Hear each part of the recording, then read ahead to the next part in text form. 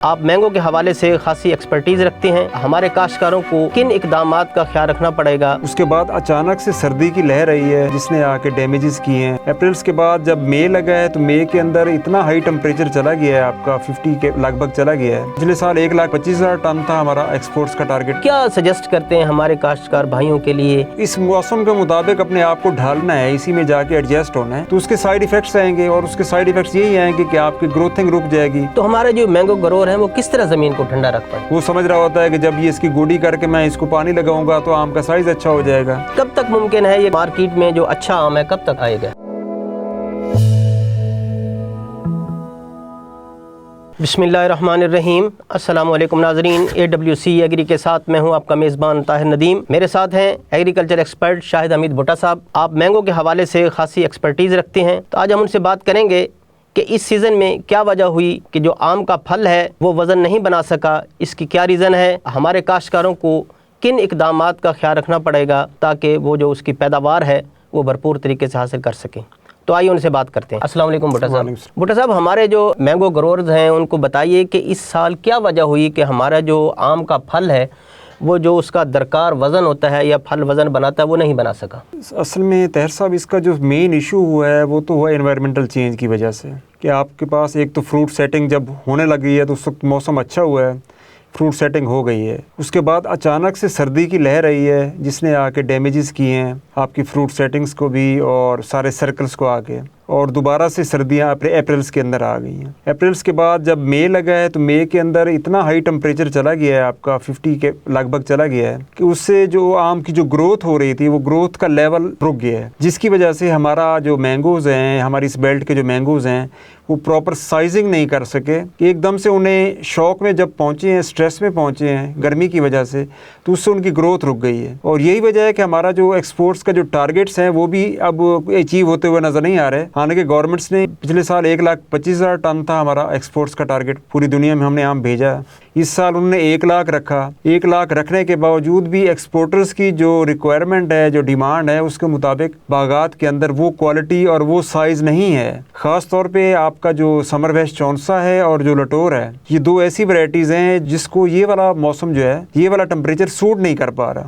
جب موسم سوٹ نہیں کر رہا تو ان کی گروتھ بھی پراپر وے میں نہیں ہوئی اور وہ ایکسپورٹ کے قابل بھی نہیں ہے اس ٹائم۔ جو بھٹا صاحب، آپ چونکہ بذات خود بھی مینگو گرور ہیں، جی تو آپ بہت قریب سے مطلب جو مینگو کے پودے ہیں، آم کے پودے ہیں، اس کا جو پھل ہے اس کو آبزرو کرتے ہیں، تو کیا سجیسٹ کرتے ہیں ہمارے کاشتکار بھائیوں کے لیے کہ وہ اب کن چیزوں کو مد نظر رکھیں تاکہ وہ جو ان کا جو پھل ہے پورے سال کی فصل ہوتی ہے، تو کس طرح اس کو مینیج کریں تاکہ جو موسمیاتی تبدیلی ہے اس کا بھی مقابلہ ہو سکے اور ان کی جو فصل ہے وہ بھی بہتر ہو؟ سر، موسمیاتی تبدیلی کا مقابلہ گروور نے خود کرنا ہے۔ وہ کہے کہ مجھے اسٹیٹ نے یا انٹرنیشنل ڈونر ایجنسیوں نے آ کے اس کو سپورٹ کرنا ہے یا کچھ اور کرنا ہے، اس کو اس موسم کے مطابق اپنے آپ کو ڈھالنا ہے، اسی میں جا کے ایڈجسٹ ہونا ہے۔ اور جب ایڈجسٹ ہونا ہے اس نے، تو اس کو خود سے اپنی آبزرویشنس کو تیز کرنا ہوگا، اپنے ڈرا بیکس کو دیکھنا ہوگا کہ ہمارے باغ کے اندر کن چیزوں کی کمی ہے، پانی کس ٹائم لگانا ہے، کس ٹائم نہیں لگانا، زمین کو ہم نے ننگا نہیں رکھنا کیونکہ ہیٹ ویوز ہیں۔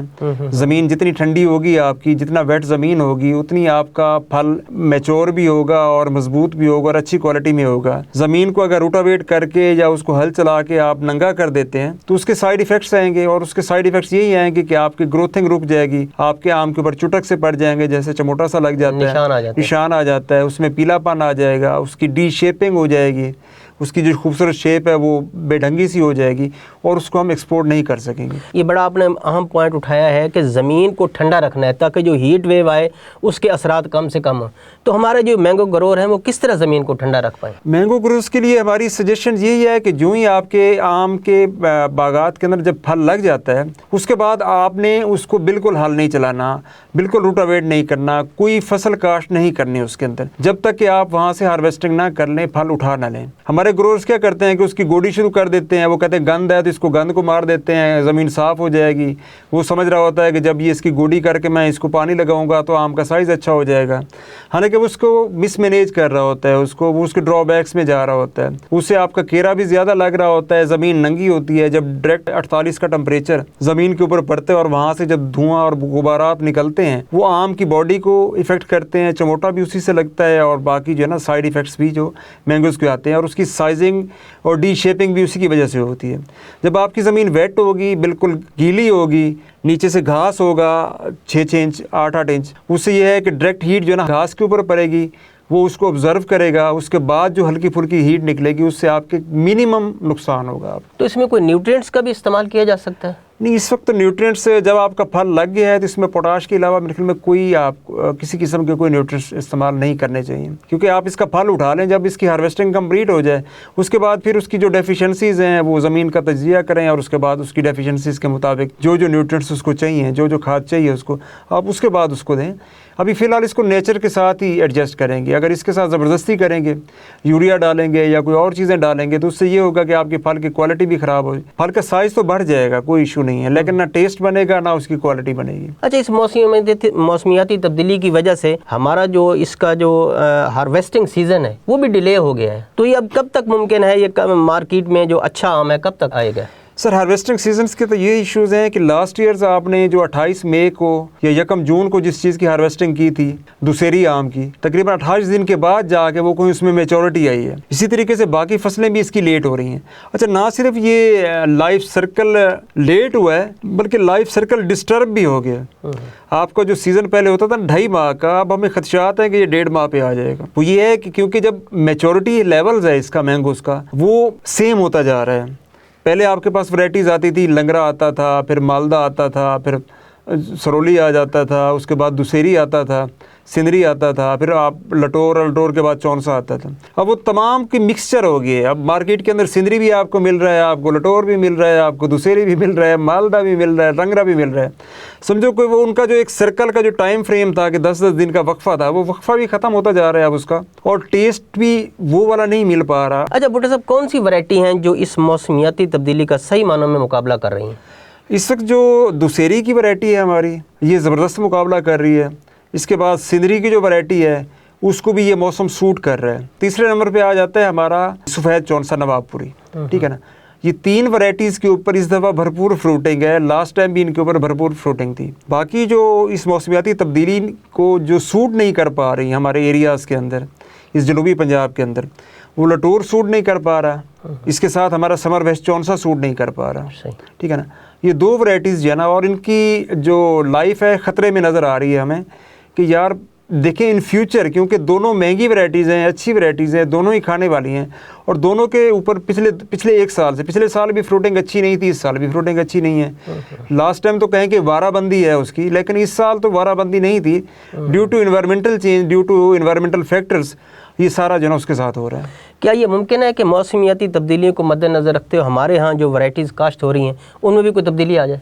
ظاہری بات ہے، گروورز نے دیکھنا ہے کہ اگر اس کی جو فصل ہے، ایک اس کی ورائٹی ہے، وہ ہر سال پھل دے رہی ہے اور ریٹس بھی اچھا مل رہا ہے، تو اس نے تو اس کے اوپر جانا ہے۔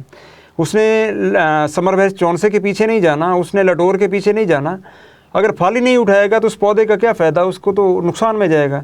تو اس وجہ سے اب ان فیوچر جو نئے باغات لگیں گے تو مجھے یہی خدشات ہیں کہ شاید لٹور کو لوگ مس کر جائیں، یا چونسے کو پہلے آلریڈی مس کیا ہوا تھا تو مزید مس کر جائیں کہ یار یہ فروٹنگز پہ نہیں آتے یا وارہ بندی پہ چلے جاتے ہیں، اور اس وجہ سے ان کا نقصان ہو جاتا ہے۔ 1 سال اگر آپ کا 1 کروڑ روپے کا باغ بکا ہے اور اگلے سال آپ کا 20 لاکھ پہ بکے گا، تو آپ تو ایکسپینس ہی نہیں میٹ کر پاتے، جو رننگ ایکسپینس ہیں اس کے اوپر، جو ہارویسٹنگ کا ہے، لیبرز کا ہے، پانی کا ہے، گوڈی کا ہے، صفائی کا ہے، سپریز کا ہے، کہاں سے میٹ کریں گے؟